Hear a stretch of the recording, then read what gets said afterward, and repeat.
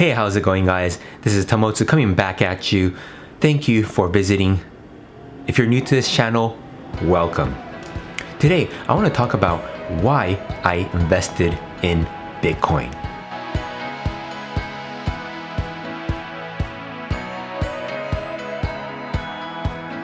If you haven't heard about Bitcoin, it's something that you really got to look into. But I'll be sharing my reasons and the reasons I've invested in Bitcoin so that maybe some things may make sense to you and you may want to also take the plunge. Okay, so the first thing is the reason I invested in Bitcoin is actually not necessarily to make money. Most people are interested in Bitcoin because of the appreciating value of Bitcoin and the prices that continue to go up exponentially. And that's not necessarily the reason I invested in it. The reason I invested in Bitcoin, the main reason is because I'm so excited about the new technology that is blooming. Now, just like when the internet was first made available, no one really knew how to use it. No one really knew what it was, and the way to explain it was, oh, it's a better telephone. And it's really hard to grasp the concept. For example, let's take maybe in the early 1990s, if you said that you're gonna be able to meet your future spouse on the internet, you would think to yourself, what is this internet, right? And I think this technology that Bitcoin is running on, which is the blockchain technology, is something very exciting and can revolutionize and change the world much more than even the internet did. So we don't know to what extent this can take us, but I am very excited about where it can hopefully take us in the future, hopefully for the better. And so let's go into Bitcoin itself.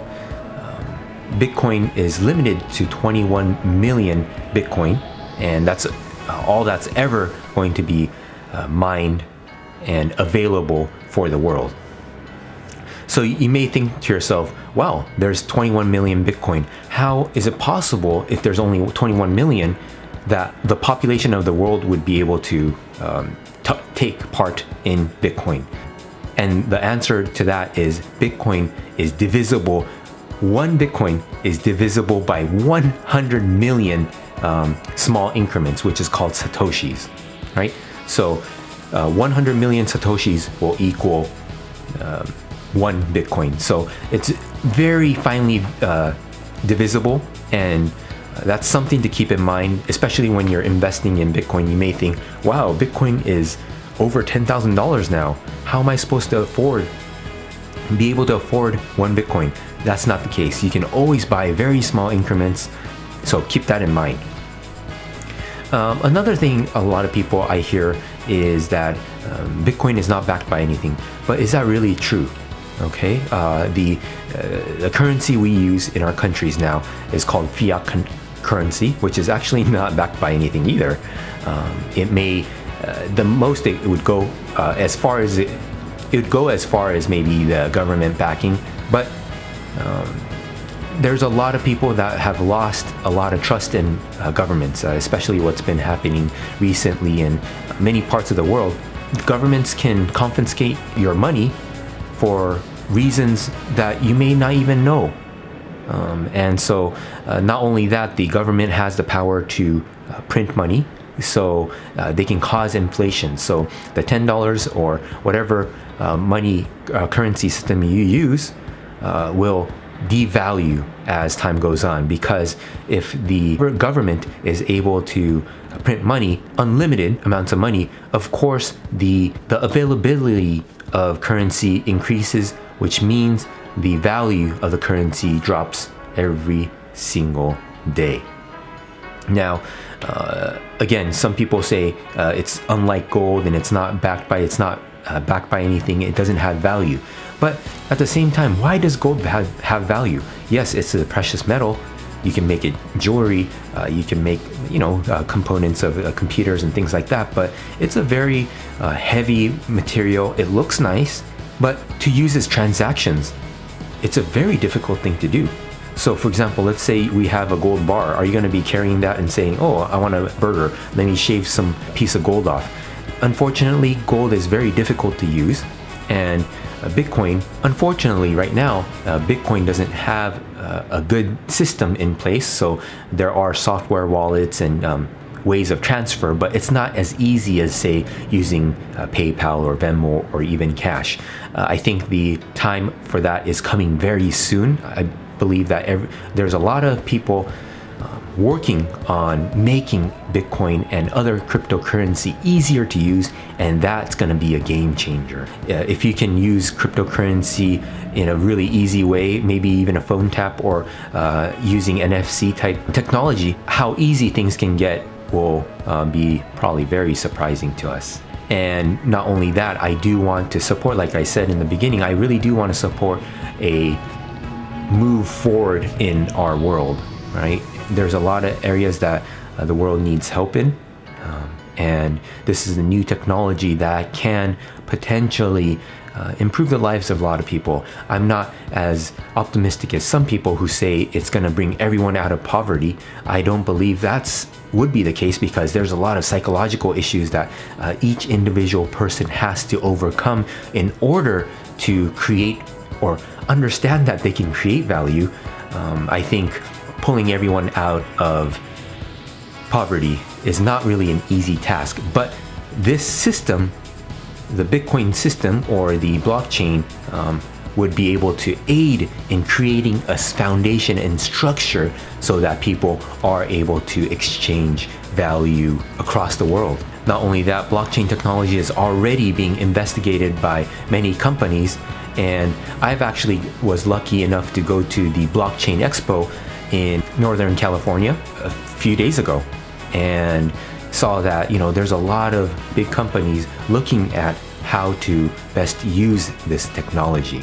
Now, Bitcoin again still has a lot of hurdles to overcome. I believe that the transaction fees are still too much, and the amount of time it takes for the transaction to be validated is still a little too long. But I'm not worried, because technology is always improving, and as the computing power improves, I believe that things will smooth out and become a much easier thing to use. Now, do I believe that Bitcoin will become a currency that we'll use to transact on a daily basis? Probably not. I am really feeling that Bitcoin will be more of a store of value. So for example, digital gold, more so than a medium of exchange, of currency exchange. And for currency that is exchanged on a daily basis, as you go get your coffee, you buy clothes, you take public transportation, I believe for those there's going to be a different type of currency. Maybe Litecoin could be one. I've tried Litecoin. It's very fast and cheap to transact, and I really enjoyed the Litecoin process. So hopefully Litecoin can pick up that aspect, whereas Bitcoin becomes a store of value for all the hard work and value that you created in this world. And Ethereum is also a very interesting type of cryptocurrency, which has smart contracts where things can be programmed into Ethereum, and it'll create a new way to do business and value transactions. So it's very exciting.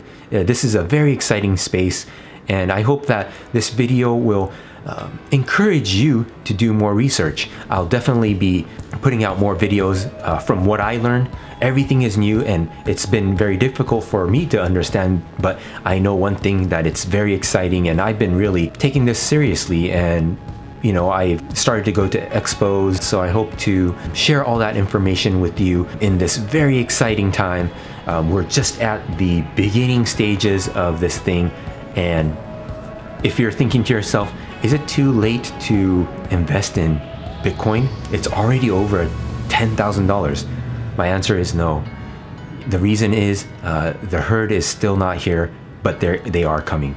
So I would recommend getting really educating yourself and getting on board. So that's it. As usual, I'm sending you good vibes. Please subscribe.